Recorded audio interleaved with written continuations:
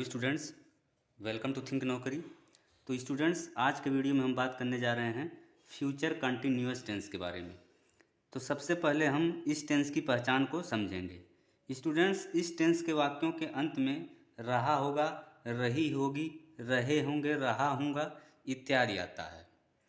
ये हो गई फ्यूचर कंटिन्यूअस टेंस की पहचान की बात। अब हम ये समझते हैं कि इस टेंस के अफर्मेटिव सेंटेंसेज यानी कि साधारण वाक्यों का ट्रांसलेशन हम लोग या साधारण वाक्यों का ट्रांसलेशन बनाते समय हमें कौन से नियमों का ध्यान रखना है। तो सबसे पहले हम इसका स्ट्रक्चर समझते हैं। किसका? साधारण वाक्य का। तो साधारण वाक्य में सबसे पहले आता है सब्जेक्ट। सब्जेक्ट के नंबर और पर्सन के अनुसार विल बी या शैल बी का प्रयोग होता है। फिर आती है मेन वर्ब की फोर्थ फॉर्म, यानी मेन वर्ब की फर्स्ट फॉर्म के अंत में हम आईएनजी जोड़ दें तो ये हो गया मेन वर्ब की फोर्थ फॉर्म। और लास्ट में आता है ऑब्जेक्ट। ये हो गई अफर्मेटिव सेंटेंसेज की स्ट्रक्चर की बात। अब हम समझते हैं रूल नंबर 1, यानी अफर्मेटिव सेंटेंसेज को बनाते समय रूल नंबर 1 का हम लोग पालन करेंगे। रूल नंबर 1 क्या है कि अगर सब्जेक्ट के रूप में आई और वी में से कोई भी आया हो, सब्जेक्ट के रूप में या तो आई आया हो या फिर वी आया हो, तो उसके साथ हेल्पिंग वर्ब शैल बी का प्रयोग होगा और मेन वर्ब की फोर्थ फॉर्म लगेगी। मेन वर्ब की फोर्थ फॉर्म कैसे बनती है? मेन वर्ब की फर्स्ट फॉर्म के अंत में हम लोग आईएनजी जोड़ देते हैं और सबसे लास्ट में ऑब्जेक्ट आएगा। अब हम इसके कुछ एग्जाम्पल्स को समझते हैं। तो स्टूडेंट्स, एग्जाम्पल नंबर 1 की बात करें, मैं अपना पाठ याद कर रहा हूँगा। तो इसका ट्रांसलेशन होगा, यहाँ पे सब्जेक्ट के रूप में आई आया है, आई के साथ शैल भी लगेगा, आई शैल भी। अब हम इस सेंटेंस में मेन वर्ब का पता करेंगे। तो मेन वर्ब है याद करना। याद करना का इंग्लिश होता है लर्न, और लर्न के अंत में हमने आईएनजी जोड़ दिया। लर्न वर्ब की कौन सी फॉर्म है? फर्स्ट फॉर्म है। तो इसके अंत में हमने आईएनजी जोड़ दिया तो ये हो गया learning. I shall be learning. क्या याद कर रहा हूँगा?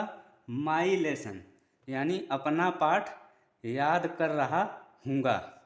अब हम बात करते हैं एग्जाम्पल नंबर 2 की, हम तुम्हारे घर पर आ रहे होंगे। इस वाक्य में हम देख रहे हैं कि सब्जेक्ट के रूप में हम आया है, यानी कि वी आया है, और वी के साथ भी शैल बी का प्रयोग होता है। अब हम मेन वर्ब खोजेंगे। तो मेन वर्ब यहाँ पे है आना। आना का इंग्लिश होता है कम। कम क्या है? मेन वर्ब की फर्स्ट फॉर्म है।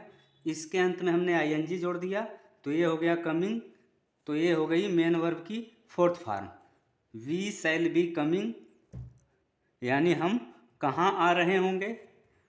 टू योर हाउस, यानी तुम्हारे घर पर आ रहे होंगे। तो ये हो गई रूल नंबर 1 की बात। अब हम समझते हैं रूल नंबर 2। स्टूडेंट्स, सब्जेक्ट हमारा कोई भी हो, किसको छोड़ के? आई और वी को छोड़कर, यानी आई और वी के अलावा कोई भी सब्जेक्ट हो, सबके साथ विल बी हेल्पिंग वर्ब आएगा और मेन वर्ब की फोर्थ फॉर्म आएगी, यानी मुख्य क्रिया का चौथा फॉर्म आएगा। अब हम इसके कुछ एग्जाम्पल्स की बात करेंगे। तो सबसे पहले एग्जाम्पल नंबर 1 समझते हैं, वह अपने गांव पैदल जा रहा होगा।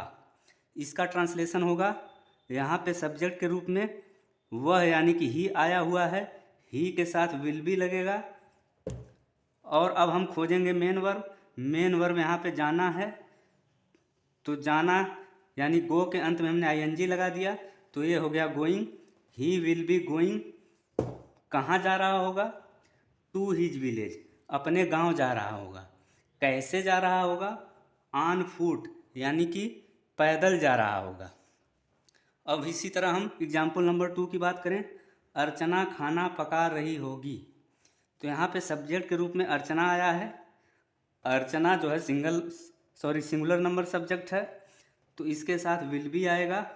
अर्चना विल बी क्या कर रही होगी? तो यहाँ पे मेन वर्ब है पकाना। तो पकाना का इंग्लिश होता है कुक। कुक के अंत में हमने आईएनजी जोड़ दिया तो ये हो गया cooking. Archana will be cooking.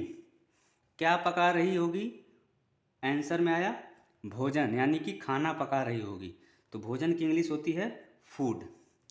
इसी तरह से अब हम एग्जाम्पल नंबर 3 की बात करें। कर्मचारी कल दफ्तर जा रहे होंगे, यानी कर्मचारियों की बात की गई है तो एक से अधिक कर्मचारी होंगे। तो यहाँ पे सब्जेक्ट जो हमारा होगा वो प्लूरल नंबर सब्जेक्ट होगा।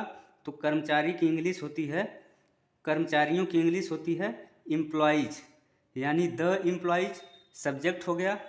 इसके साथ विल बी हेल्पिंग वर्ब आएगा और मेन वर्ब यहाँ पे जाना है तो ये हो जाएगा going. The employees will be going. कहाँ जा रहे होंगे? टू द ऑफिस, यानी ऑफिस जा रहे होंगे। कब जा रहे होंगे?